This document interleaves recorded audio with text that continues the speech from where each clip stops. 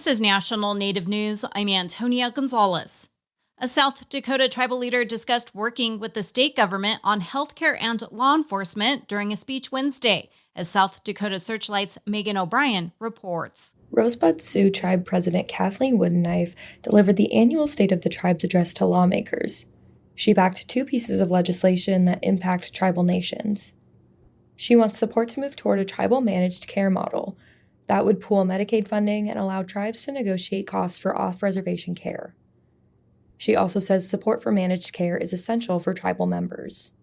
Imagine that when a patient is looking for an appointment, the managed care call center helps find the best appointment with the least waiting time. Will Mortensen is a Republican representative from Fort Pierre and a member of the Cheyenne River Sioux tribe. He's sponsoring a bill to help with the effort. I think this is among the most groundbreaking proposals that will come before the legislature this year. Woodenknife also supports a bill that would add tribal police to the state's legal definition of a certified law enforcement officer. That would add protections, like making it easier to prosecute people who assault tribal officers on non-tribal land.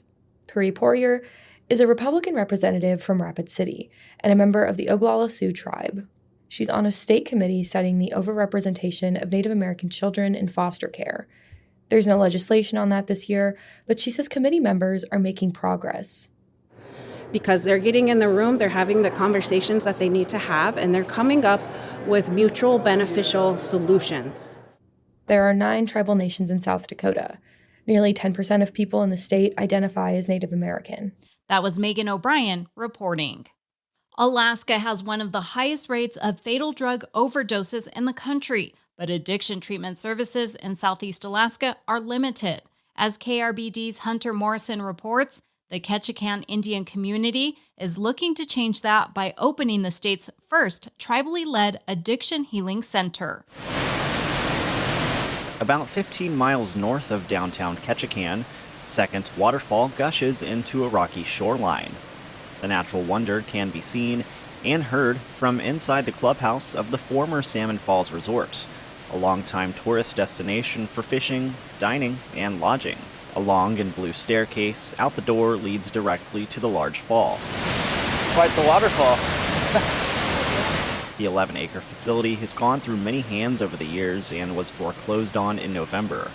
The Ketchikan Indian community purchased the property in cash 2 days after finding out it was up for grabs. It met all of the qualifications we needed to be able to really move forward on a wellness center. That's KIC President Gloria Burns. She says the new facility will blend Western and traditional healing practices that will focus on an individual's needs. For some people, they are going to say that my disassociation from not speaking my language is so profound that I can't get by it, and that is my path to healing. And some will say to us, I dream of fish every day in the morning, Gloria. I need to be on the water. I need to be providing for my family. A 2020 study from a Ketchikan nonprofit found that addiction treatment is one of the most pressing health needs in the area. But the island has just 2 addiction treatment facilities. And Southeast Alaska's only detox center in Juneau closed about a year ago.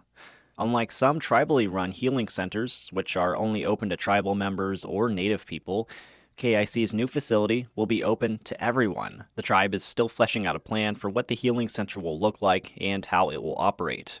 But Burns hopes it'll be open next fall.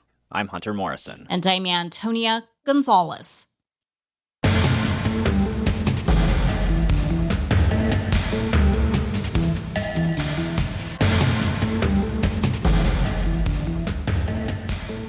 National Native News is produced by Kawanak Broadcast Corporation with funding by the Corporation for Public Broadcasting. Tribal Development Partners, helping tribes build toward their goals through 105L leasing and essential facility development, empowering sovereignty, strengthening community. More at tribaldevpartners.com, proud supporters of this show. Support from Clarkson Potter, publisher of Turtle Island, Foods and Traditions of the Indigenous Peoples of North America by Native American chef Sean Sherman. With ancestral and modern recipes, this cookbook showcases diverse foodways of the continent's regions.